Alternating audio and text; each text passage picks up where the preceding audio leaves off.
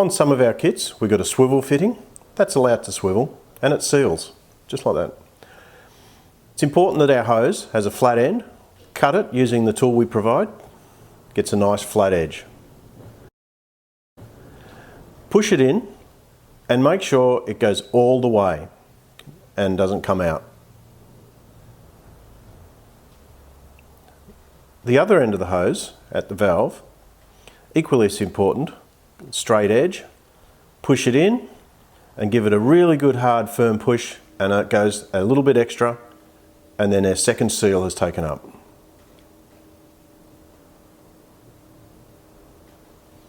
To remove the hose, just push that collar back in, hold the collar in and pull the hose out. Simple as that.